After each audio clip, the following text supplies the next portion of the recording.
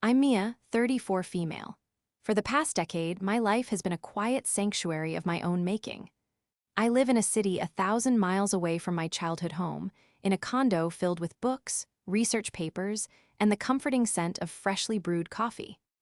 As a medical researcher, my world revolves around data, evidence, and the logical progression of scientific discovery, a stark contrast to the chaotic emotional landscape I left behind. For 10 years, I've had almost no contact with my family. This silence wasn't born of a single dramatic fight, but rather a slow, painful erosion of my place within the family unit, until I realized I wasn't a part of it at all. I was just a fixture, a background character in the ongoing drama of my younger sister, Stella, the golden child. I built a new life, a new family of friends who valued me for who I am, not for what I could do for someone else. But I was about to learn that no matter how far you run, the past has a way of finding you, and sometimes it comes knocking with a demand so outrageous, so monstrous, that it threatens to shatter the peaceful world you fought so hard to build. This is the story of how my family broke a decade of silence, not to reconnect, not to apologize, but to ask me to risk my own life to become an incubator for my sister's ambitions, and how I finally turned the tables on their lifetime of manipulation. Before this story unfolds, I'd love to connect with you. Please let me know in the comments where you're watching from and what time it is in your corner of the world. It's amazing to see how far these stories can travel. My life before the call was beautifully, predictably mundane. Mornings started at 5:30 a.m. with a run through the park near my apartment, the city still sleepy and shrouded in a soft, gray light. By 7, I'd be at my lab, coffee in hand, reviewing data from the previous day's experiments. My work focused on cellular regeneration, a field that required patience, precision, and an almost obsessive attention to detail, all traits that had made me an outcast in my own family, but a success in my career. My family operated on grand gestures, loud emotions, and a complete disregard for facts when they were inconvenient. I, on the other hand, found comfort in the unassailable truth of a data set. My chosen family was small but solid. My best friend Leo was a lawyer I'd met in a postgraduate study group. He was the brother I never truly had, sharp, fiercely loyal, and the only person who knew the full story of why I'd left home and never looked back. We had a standing Friday night tradition of takeout and terrible movies, a ritual that had grounded me for years. Life was stable. I was respected in my field, financially independent, and most importantly, I was at peace.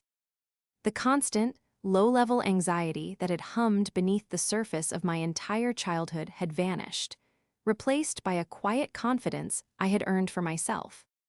The estrangement from my parents, Mark and Brenda, and my sister, Stella, wasn't a clean break.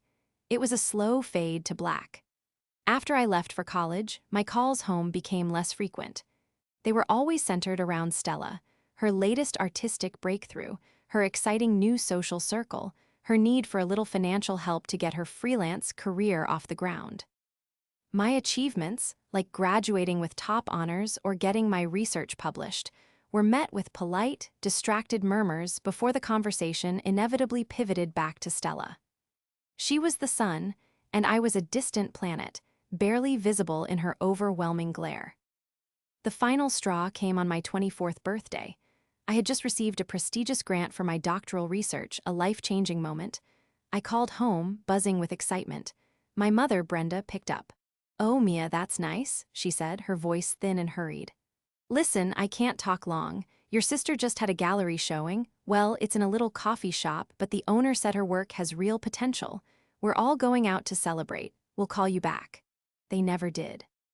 A week later, I saw the photos on social media.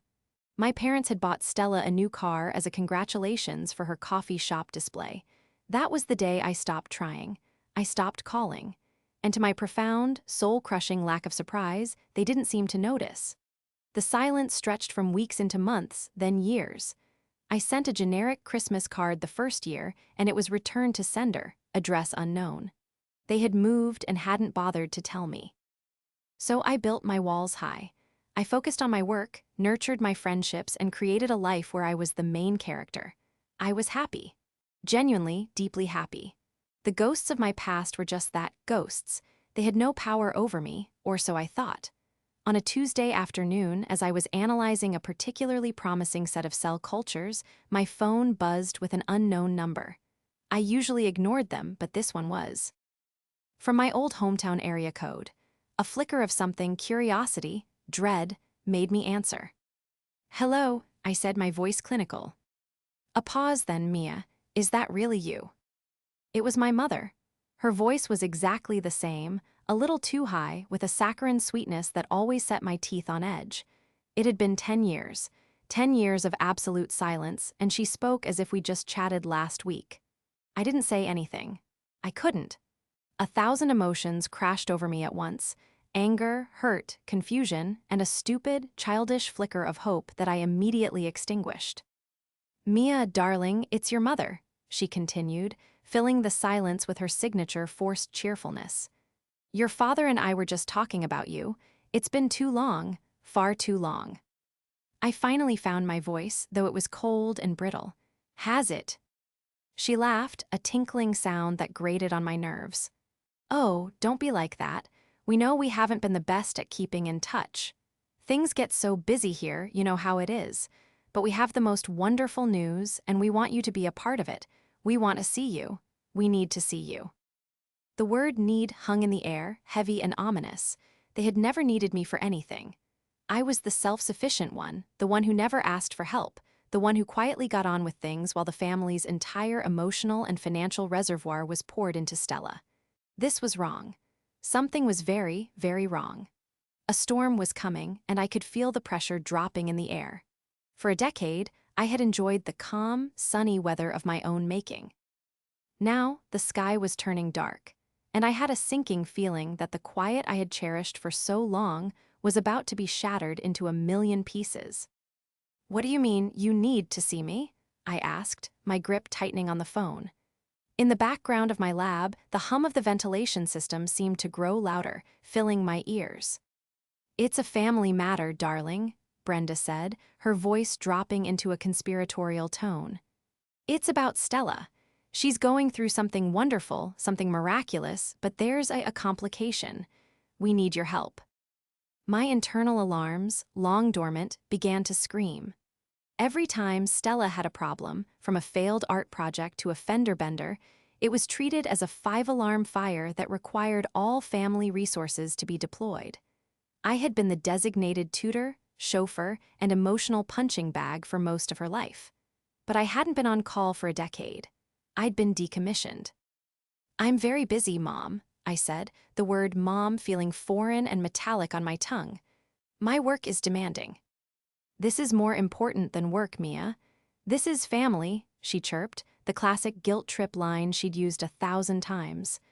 "We want to fly you down here this weekend. First class, of course. We'll cover everything. We'll have a nice dinner, just the 4 of us, and we can explain everything properly." First class? They were pulling out the big guns. My parents had always used money as a tool, a reward for Stella, a bandage for their neglect of me. The offer felt less like a generous invitation and more like a bribe. Against my better judgment, a sliver of morbid curiosity won out. What could possibly be so important that they would reach out after 10 years of radio silence? What kind of disaster had Stella orchestrated now? "Fine," I heard myself say. "I can come for one day. I fly in Saturday morning and I'm leaving Sunday afternoon. That's all I can spare." "Wonderful. Oh, it will be so good to see you, darling. Your father and I are thrilled." The line went dead before I could have second thoughts. I spent the next few days in a fog of anxiety. I told Leo about the call, and he was immediately suspicious. A sudden invitation after 10 years? First-class tickets? "Mia, this sounds like a trap," he warned, swirling the ice in his glass during our Friday night takeout session. "What could they possibly want?" "I don't know," I admitted, pushing a piece of kung pao chicken around my plate. "But I have to find out. If I don't, I'll always wonder. I just need to go, hear them out, and get closure." Leo sighed. "Just promise me you'll keep your guard up. Don't let them drag you back into their drama. You're not the family fixer anymore." I promised, but as I packed a small overnight bag on Saturday morning, a knot of dread tightened in my stomach. The flight was surreal. I hadn't been back to my hometown since I'd left for my PhD program. The city looked the same from the air, but I felt like a completely different person. My father, Mark, was waiting for me at the airport. He looked older, his hair thinner and grayer, but he wore the same expensive suit and the same detached, vaguely pleasant expression. He gave me a brief, awkward hug that felt more like a business transaction. "Mia, you look well," he said, appraising me. "Career treating you right, I see." The drive to their new house, a sprawling McMansion in a gated community, was filled with strained small talk about the weather and the local economy. He didn't ask a single personal question about my life, my work, or my happiness. When we arrived, Brenda and Stella were waiting at the door, wreathed in fake smiles. Stella looked different. She was thinner, with a professionally curated look that screamed influencer. Her hug was as flimsy as a spider's web. Dinner was an elaborate affair, served on china I'd never seen before. The conversation was a performance, a highlight reel of Stella's supposed successes as a freelance artist. They talked about her commissions, her online following, her recent trip to Bali for inspiration. I listened politely, a spectator at a play I didn't realize I'd been cast in. Finally, after dessert was served, my father cleared his throat. The show was about to begin. "Mia," he started, folding his hands on the table. "As your mother mentioned, we asked you here for a very important reason. Stella and her fiancé, Kevin, you haven't met him, lovely boy, are ready to start a family." I nodded slowly, unsure where this was going. "Okay, congratulations." Brenda leaned forward, her eyes gleaming with a disturbing intensity. "There's a problem. Stella, she can't carry a baby. The doctor said it would be too risky for her health, something about her uterine lining. It's a terrible, terrible tragedy." Stella produced a few delicate tears, dabbing her eyes with a silk napkin. "It's been my dream forever to be a mother," she whispered theatrically. I felt a pang of sympathy, but it was quickly overshadowed by suspicion. This level of drama was usually a prelude to a request. "I'm sorry to hear that," I said carefully. "There are other options. Adoption, surrogacy." "Exactly," Brenda exclaimed, slamming her hand on the table with a triumphant bang that made me jump. "Surrogacy, that's why you're here." I stared at her, my mind refusing to process the implication. Mark took over, his voice calm and rational, as if he were discussing a stock portfolio. "We've looked into commercial surrogacy, but it's so impersonal and frightfully expensive. We want to keep this in the family. We want the baby to have the best possible start, a connection to its carrier. A biological aunt, for instance." The room went silent. The air crackled with their expectation. They were all looking at me, my mother with her pleading, manic eyes, my father with his cool, calculating gaze, and my sister with a smug, entitled look that was barely masked by her fake tears. It took me a moment to find my voice. "Let me see if I understand," I said, my voice dangerously quiet. "You haven't spoken to me in 10 years, you broke contact, but now you're asking me to be Stella's surrogate? You want me to carry her baby." "We're not asking, darling," my mother corrected, smiling as if she were offering me a piece of cake. "We're hoping you'll do this for your sister. For the family, it would be the most beautiful gift." The sheer, unmitigated audacity of it was breathtaking. It wasn't a request. It was a demand, gift-wrapped in the language of familial duty. They hadn't called to mend bridges. They had called because they needed a womb. My womb. And they assumed, after a decade of neglect, that I would simply be grateful for the opportunity to serve the golden child one more time. The quiet before the storm was over. The hurricane had just made landfall, right in the middle of my mother's beige and gold dining room. For a long moment, I was speechless. The proposal was so far beyond the realm of anything I could have imagined that my brain struggled to formulate a response. I felt a hysterical laugh bubble up in my chest, but I suppressed it. They were serious. They had flown me 1,000 miles with the full expectation that I would agree to put my body, my career, and my life on hold for 9 months to incubate a child for the sister who had been the epicenter of my childhood misery. No, I said. The word was small, but it landed in the center of the dining table with the force of a grenade. Brenda's smile froze and then cracked. What do you mean, no? I mean no, I repeated, my voice gaining strength. The answer is no, absolutely not. I'm a medical researcher. I know exactly what pregnancy and childbirth entail. It carries significant health risks, a long recovery time, and it would completely derail my current research projects, which, by the way, are funded by grants with strict timelines. But this is for your sister, Stella wailed, the tears now looking far more genuine, fueled by rage rather than performance. Don't you care about my happiness at all? Frankly, Stella, my own health and happiness are my priority, I said, looking her directly in the eye. Something I learned after it became clear they weren't a priority for anyone else in this room. My father, Mark, stepped in, adopting his disappointed but reasonable patriarch tone. Mia, let's not be overly dramatic. Your mother and I are prepared to compensate you for your time and trouble. We would make it worth your while. Think of it as a paid sabbatical. We would cover all medical expenses, of course, and provide a generous allowance. They were trying to buy me. They saw me not as a daughter or a sister, but as a service provider. The cold, transactional nature of it all solidified my resolve. My body is not for rent, I said, my voice dripping with ice. And my life is not for sale. The answer is still no. I stood up, my chair scraping against the polished floor. Thank you for the dinner.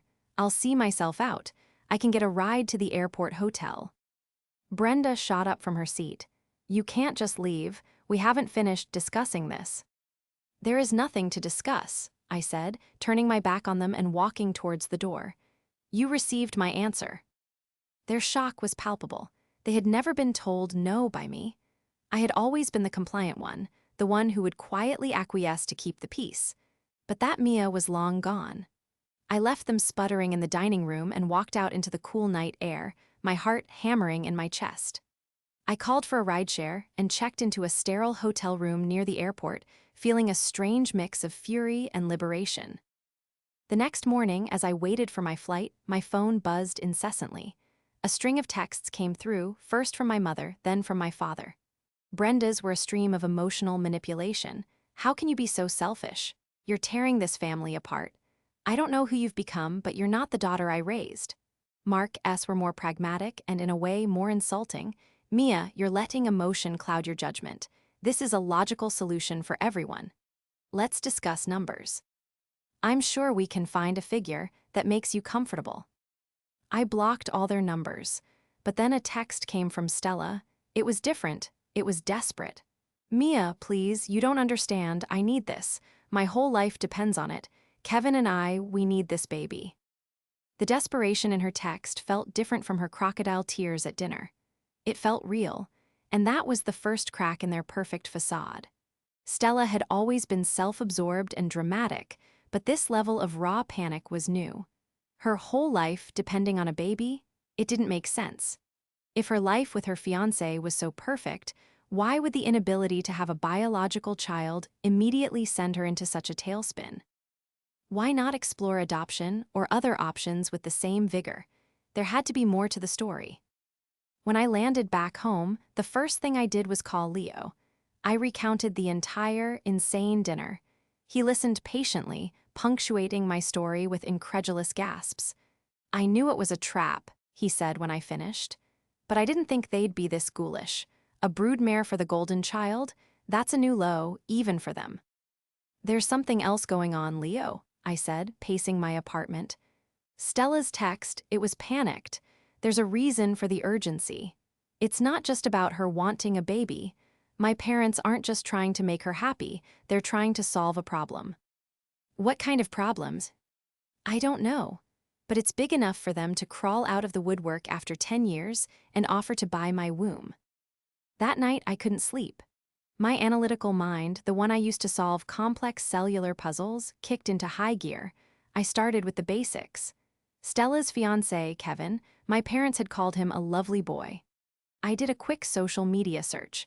Kevin was easy to find. His profile was public, showcasing a life of luxury, exotic cars, designer watches, and photos with Stella in lavish locations.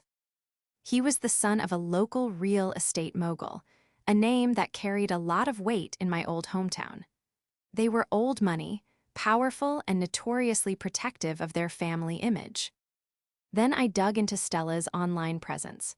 Her artist profile was a curated collection of abstract paintings and smiling selfies, with captions full of inspirational quotes about living your authentic life. But her follower count seemed inflated. The engagement on her posts was suspiciously low for the number of followers she claimed to have. Many of the comments were generic, bot-like phrases. It was a carefully constructed illusion of success. The biggest red flag, however, came from a detail my mother had let slip: the medical reason. Something about her uterine lining. It was vague, a non-medical person's summary of a doctor's explanation. It could be true, but it could also be a convenient, unverifiable excuse. Women who struggle with fertility face real, heartbreaking challenges. But was Stella one of them, or was this just another part of the performance? I decided to call a friend from med school who was now a leading OB-GYN.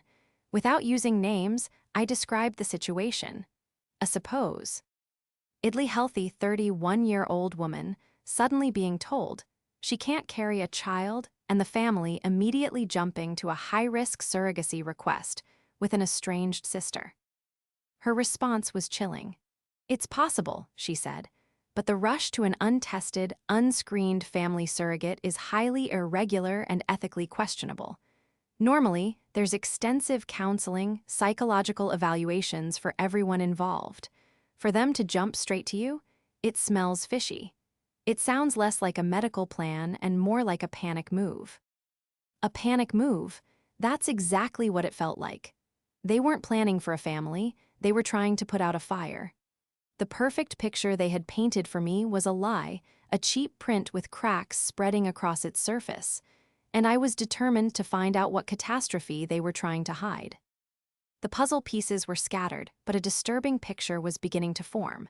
This wasn't about a baby, it was about an alliance. Stella's engagement to Kevin, the son of a real estate mogul, was clearly the biggest thing that had ever happened to my family. To them, it wasn't just a marriage, it was a merger. My father, a financial advisor, and my mother, a real estate agent, would have seen the immense social and financial value in this union. A baby, an heir, would cement that deal. The urgency suggested that the deal was in jeopardy. My first step was to move beyond social media and look for public records. It's amazing what you can find if you know where to look. I started with Stella. As a freelance artist, she wouldn't have a traditional employment record, but she would have financial footprints. I remembered my father mentioning he'd helped her set up her business. This likely meant he co-signed on loans or credit cards. My instincts screamed that Stella's lifestyle, funded by my parents, was a house of cards. This is where having a lawyer as a best friend comes in handy. I called Leo and laid out my suspicions. I think Stella is in some kind of financial trouble, and this marriage to Kevin is a bailout. The baby is the price of admission to his wealthy family. It's a classic motive, Leo agreed. Old money families often have strict expectations about lineage and heirs. If Kevin's family is demanding a grandchild to secure the dynasty, your family would be desperate to provide one. Leo offered to use a professional search service his firm subscribed to, which could legally and ethically pull public records like property deeds, court filings, and liens. "It'll be more thorough than a simple web search," he explained. "Let's see if your sister's perfect life has any public blemishes." While Leo got to work on the official records, I took a different approach. I focused on Kevin's family. The real estate mogul, his father, was a public figure in my old hometown. I found several newspaper articles about his company's recent developments. One article, however, stood out. It was a Society column piece from about 6 months ago, detailing a lavish charity gala hosted by Kevin's parents. The article mentioned their commitment to family values and their excitement for their son Kevin's future. Tucked away in the last paragraph was a quote from Kevin's mother. "Nothing is more important to us than family. We look forward to the day our son finds a worthy partner to build a life and continue the family legacy with. A worthy partner. The phrase was loaded. It sounded less like a loving mother's wish and more like a queen vetting potential princesses. Stella, with her fake influencer career and my family's middle-class background, might not have been their first choice. She would have had to prove her worth. And in their world, what better way to do that than by providing an heir? 2 days later, Leo called me. "Mia, you were right. It's worse than you thought." My blood ran cold. "What did you find?" "First, your sister has 0 assets in her name. No property, no investments, nothing, but she does have debt, a lot of it. I found records of 3 maxed-out credit cards, all with high interest rates. And these aren't small balances, we're talking tens of thousands of dollars. There's also a lien on her car for unpaid parking tickets. So, the trips to Bali and the designer clothes were all bought on credit. My parents must be paying the minimums to keep the collectors away," I mused. "Exactly," Leo said. "But here's the kicker. I looked into your parents' finances. Your father refinanced their new house 6 months ago, pulling out a significant amount of cash. The timing lines up perfectly with Stella's engagement to Kevin. I'd bet my license they used that money to pay off some of Stella's more pressing debts and to fund her influencer lifestyle to make her look more appealing to Kevin's family." It all clicked into place. My parents had leveraged their own financial security to prop up Stella's facade. They were pot committed. They had invested so much in this marriage that they couldn't afford for it to fail. "But what about the baby, Leo? Why the lie about her health?" "This is where it gets interesting," he said, his voice lowering. "I couldn't find any medical records, obviously, but I did find one more thing, a court filing, from 2 years ago. Kevin was engaged to another woman. The engagement was called off very suddenly. I did some digging in some old society blogs. The rumor was that the fiancé couldn't have children. The engagement was broken off a week after she reportedly told Kevin's parents." My breath hitched. So, Kevin's family has a track record. No baby, no marriage. "It seems so," Leo confirmed. "My guess, Stella isn't infertile. She and your parents are just terrified that she might have trouble conceiving or that it might take too long. They can't risk a delay. A surrogate, especially one they can control, is a guarantee. It's an insurance policy on their investment." The cynicism of it was staggering. This wasn't a family crisis.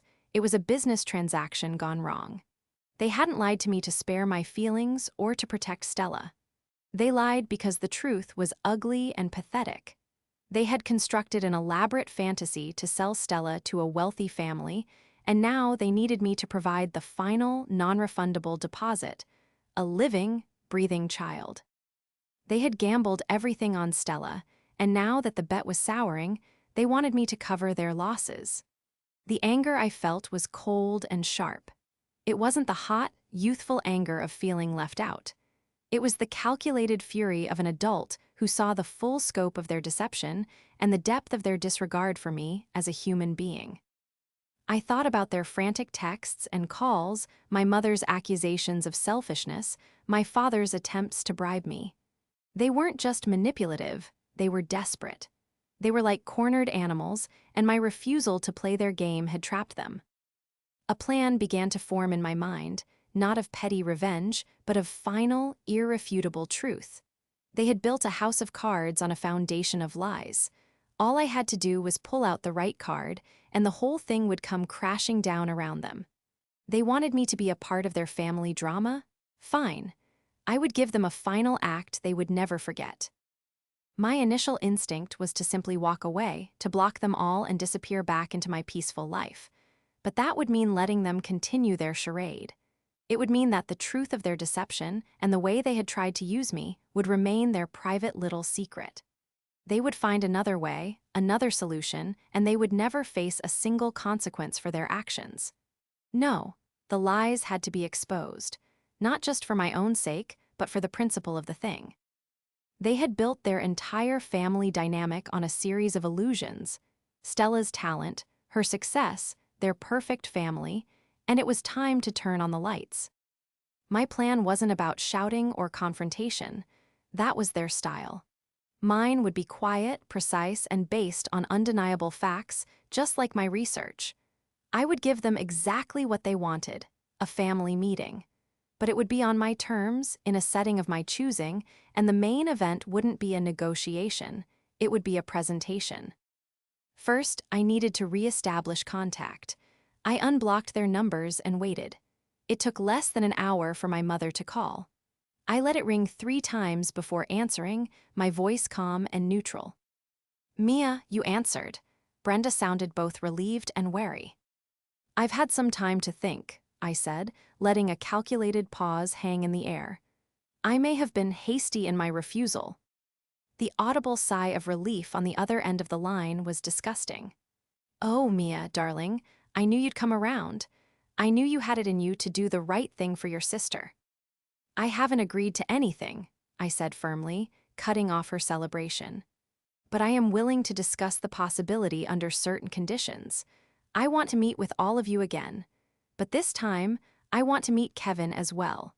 If I'm going to consider something this monumental, I need to understand the whole family dynamic I'd be involved with." This was a critical part of the plan. I needed Kevin there. His reaction would be the linchpin. Brenda was hesitant. "Oh, I don't know, Kevin is very busy, and his family is very private." "Then there's nothing to discuss," I said, my voice turning cold again. "This is a non-negotiable condition. You want me to carry a child for Stella and Kevin. I need to meet the man who would be the father. It's a reasonable request." I could hear her thinking, weighing the risk. Finally, she relented. "All right, I'll arrange it. We could have a lovely dinner at our club, a neutral, elegant setting." "Perfect," I said, "next Saturday." With the meeting set, I spent the next week preparing with Leo's help. We compiled a simple, elegant portfolio. It wasn't filled with accusations, just public records. We printed out copies of the credit card debt summaries, the lien on Stella's car, and the details of my parents' mortgage refinancing. We included the article about Kevin's family and their previous broken engagement, highlighting the quote from his mother. It was a clean, factual, and irrefutable timeline of their desperation. Leo's role was crucial. "I'll be there," he said, "not as your lawyer officially, but as your advisor and friend. If they try to bully you, I'll be there to ensure the conversation stays civil. Plus," he added with a grin, "I wouldn't miss this for the world." The final piece of my plan involved a bit of medical theater. I asked my OBGYN friend for a favor. I needed a formal-looking letter on official letterhead outlining the standard medical and psychological screening protocols for any potential surrogate. It detailed the required physical exams, blood tests, genetic screening, psychological evaluations for the surrogate, the intended parents, and even close family members. It also included a section on the legal contracts required, specifying that both parties must have independent legal counsel. The document was a stark, clinical contrast to my family's casual, "just do this for us" approach. It was a testament to the seriousness of what they were asking. The day of the dinner, I flew back to my hometown. Leo flew in on a separate flight. We met at my hotel to go over the plan one last time. I had the portfolio in my briefcase and the doctor's letter in a separate envelope. "Ready for this?" Leo asked, adjusting his tie. "I'm not nervous," I said, and was surprised to find it was true. "I'm just ready for it to be over." We arrived at the country club separately. I went in first. My parents, Stella, and a handsome, polished-looking man who must be Kevin were already seated at a large, circular table in a private dining room. The atmosphere was thick with tension and forced smiles. "Mia, darling, you look wonderful," Brenda gushed a little too loudly. Kevin stood up and shook my hand. His handshake was firm, his smile perfect. "So great to finally meet you, Mia. Stella has told me so much about you." I highly doubted that. Stella probably hadn't mentioned my name in a decade until she needed a uterus. I took my seat. Before anyone could launch into their pre-rehearsed speeches, I placed my briefcase on the table. "Before we begin, I've asked a friend to join us. He's an advisor who is helping me navigate the complexities of this situation. I hope you don't mind." On cue, Leo walked into the room. He was the picture of professionalism in his tailored suit. My parents' faces fell. This was not part of their plan. "This is my friend Leo," I said calmly. "He'll just be observing." Leo nodded politely at the table. "Mark, Brenda, a pleasure." The trap was set. The players were all in position. The stage was lit. My father cleared his throat, trying to regain control of the situation. "Well, Mia, we're so glad you decided to be reasonable, as we were saying." "Actually," I interrupted, clicking open my briefcase. "Before you start, I have a few things I'd like to present. I believe in making informed decisions, and I think it's important that we are all on the same page with all the facts out in the open." I pulled out the first document. The silence in the room was absolute. The show was about to start, and for the first time in my life, I was the one directing it. I laid the first document on the table, turning it so everyone could see. It was the summary of Stella's credit card debt. The numbers were stark and clear under the soft lighting of the private dining room. "I believe in transparency," I began, my voice even and calm. "So, before we discuss my health, let's discuss the family's financial health. Stella, this appears to be your current debt load. Over $50,000 across 3 cards. Is that correct?" Stella's face went white. She looked at our parents in panic. My mother, Brenda, immediately jumped in. "This is a private matter. What does this have to do with anything?" "It has everything to do with everything," I replied, not taking my eyes off Stella. "You're asking me to undertake a significant medical procedure, one that will affect my life for at least a year. I need to be sure that the environment this child is born into is stable. Financial instability is a major stressor. Wouldn't you agree, Kevin?" I turned my gaze to Kevin for the first time. He was looking at the paper on the table, then at Stella, a flicker of confusion and annoyance on his perfectly handsome face. He was a man who was clearly not used to unpleasant surprises. I don't understand," Kevin said, looking at my father. "Mark, you told me Stella's art career was quite successful." Before my father could fabricate a response, I placed the next document on the table. "And this is the record of the lien on Y. Our car, Stella, for unpaid tickets." I then added the printout of their mortgage refinancing. "And this appears to be the loan you took out against your house 6 months ago, Mom and Dad. A substantial amount. Was that, perhaps, to help Stella maintain the appearance of success for a certain audience?" My father, Mark, finally found his voice, which was tight with fury.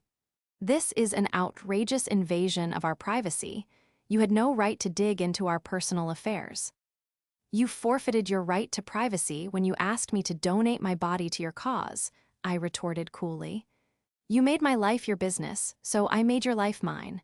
It's only fair." I looked at Kevin again. His jaw was tight. He was beginning to see the cracks in the facade of the perfect family he was marrying into. This wasn't a family of successful, independent people. It was a crumbling enterprise, with my parents desperately funneling money to keep their prized asset, Stella, looking valuable.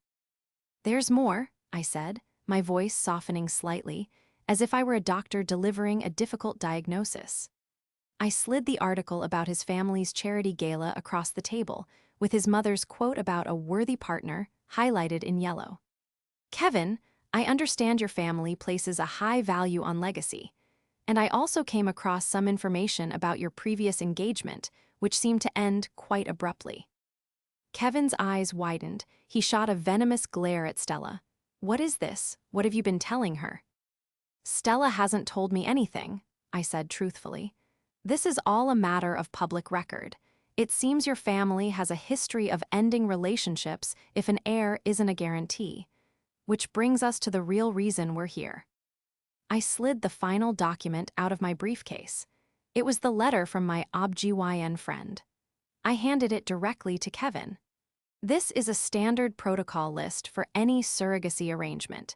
It details the extensive medical screenings, the mandatory psychological evaluations for all parties, and the necessity of independent legal counsel. Kevin read the document, his brow furrowed. I continued, addressing the whole table but looking at him. You see, when my family called me, they didn't mention any of this. They told me Stella had a medical condition that made it impossible for her to carry a child. They didn't provide a doctor's name, a specific diagnosis, or any medical records. They just demanded I volunteer my body, no questions asked. I paused, letting the weight of my words sink in. So, I have to ask, Stella, is there really a medical condition? Or is the real problem that you're afraid you might not get pregnant on the first try? Are you so terrified of failing to meet the expectations of Kevin's family that you and our parents decided to lie and try to coerce me into being your foolproof insurance policy? The silence that followed was deafening. Stella stared at me, her mouth opening and closing like a fish, no sound coming out. My mother was betrayed with a mixture of rage and humiliation. My father looked like his entire portfolio had just been wiped out. But my focus was on Kevin. He slowly lowered the paper and looked at Stella. His face was a mask of cold fury. The charming, polished fiancé was gone, replaced by a ruthless businessman who had just discovered he'd been sold a fraudulent asset. Is this true, Stella? Kevin's voice was dangerously low. Did you lie to me? Did you lie about your finances? Did you lie about this? He gestured vaguely at the medical letter, then back at me. Stella finally broke. Sobs racked her body, but they weren't the delicate, theatrical tears from before. These were the ugly, desperate cries of someone whose entire world was imploding. I had to, she shrieked at Kevin. Your mother, she's so demanding, I was scared. I didn't want to lose you. So you and your parents concocted this grotesque scheme? He shot back, his voice rising. To use your own sister like some kind of farm animal. He stood up abruptly, throwing his napkin on the table. He looked at my parents with utter contempt. I was told your family had integrity. He then turned his cold eyes on Stella. We are done. Have your lawyer contact mine. Without another word, he turned and strode out of the room. The aftermath was chaos. Stella was hysterical. My mother was screaming at me, calling me a monster, a family wrecker. You did this, she shrieked. You ruined your sister's life. I stood up calmly and looked my mother in the eye. No, I said, my voice steady and clear. You did. You ruined her life by teaching her that her worth was conditional. You taught her that lies were better than the truth and that other people, including me, were just tools for her to use. You didn't raise a daughter, you raised a project. And your project just failed. I turned to my father, who was sitting silently, his face ashen. And you funded the whole thing. I hope it was worth it. I picked up my briefcase. Leo stood up with me. I think our work here is done, he said quietly. As we walked out of the room, leaving the smoking wreckage of their lives behind, I didn't feel triumphant. I didn't feel happy. I just felt quiet. The storm had finally passed, and for the first time, I knew with absolute certainty that it could never touch me again. Leaving the country club that night felt like walking out of a theater after a long, exhausting play. The air outside was cool and clean, a stark contrast to the suffocating atmosphere of the dining room. Leo drove us back to my hotel in a comfortable silence. There was nothing left to say.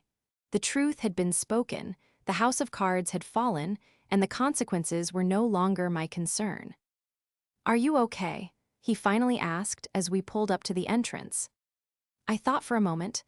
I think I am, I said, surprised by my own sincerity. I don't feel vengeful or even angry anymore. I just feel free. That night, I slept more soundly than I had in weeks. The next morning, I flew home. I expected a barrage of hateful messages, but my phone remained silent.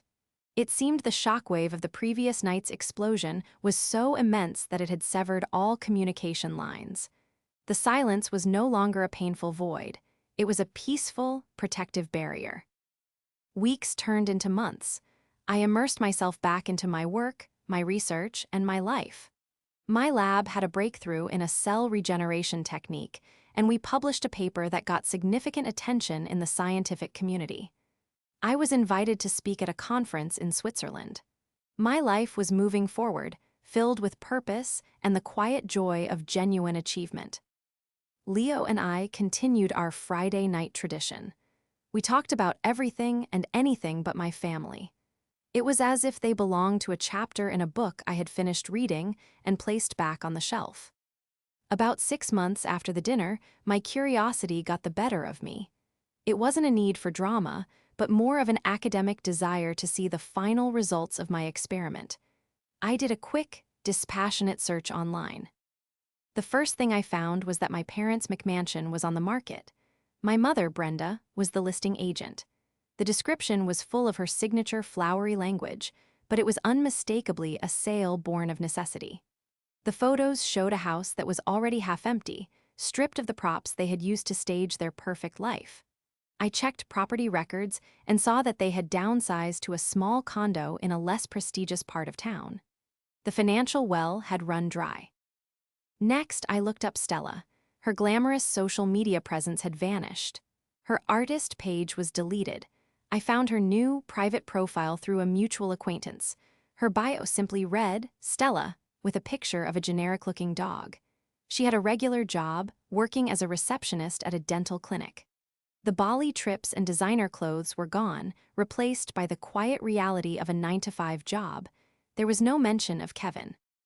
His social media showed him on a yacht in the Mediterranean with a new, equally glamorous woman on his arm. The merger had been canceled. My father, Mark, had apparently been forced into an early, and likely not very comfortable, retirement. A friend from my hometown mentioned that his firm had restructured, shortly after news of the broken engagement spread through the town's gossipy elite. Losing the connection to Kevin's powerful family had cost him his reputation. They hadn't just lost their meal ticket, they had lost the illusion they had spent their entire lives cultivating. They were forced to live in reality, a place they had avoided for decades, and it was a reality built on the consequences of their own choices. I never heard from any of them again. No angry voicemails, no pleading emails, no letters of apology. It was as if, in their minds, I had simply ceased to exist the moment I stopped being useful to them. And that was the greatest gift they could have ever given me. My life continued to blossom. My friendship with Leo deepened, evolving into something more. We found in each other a shared understanding of what it meant to build a life based on mutual respect and honesty. We built our own family, not on obligation or transaction, but on choice and genuine affection. One evening, about a year after the dinner, Leo and I were sitting on my balcony, watching the sunset paint the sky in shades of orange and purple. "Do you ever think about them?" he asked gently. I considered the question. The faces of my parents and sister floated in my mind, but they were like old, faded photographs. The sharp edges of pain and anger had been worn smooth by time and distance. Sometimes, I admitted, but not in a painful way anymore. I think about them the way a scientist thinks about a failed experiment. I studied the data, I understood the variables, and I saw the inevitable. Outcome, it's just information now. It doesn't define me. He squeezed my hand. You defined yourself, Mia. You always have. He was right. I had spent the first part of my life being defined by them, as the overlooked daughter, the backup plan, the last resort. But by refusing to play their game, by choosing my own health, my own career, and my own sanity, I had stepped out of their shadow for good. The quiet that followed the storm was the most beautiful sound I had ever heard. It was the sound of my own life, beginning anew, on my own terms. The sun had set on their drama, and for me, it was a new dawn.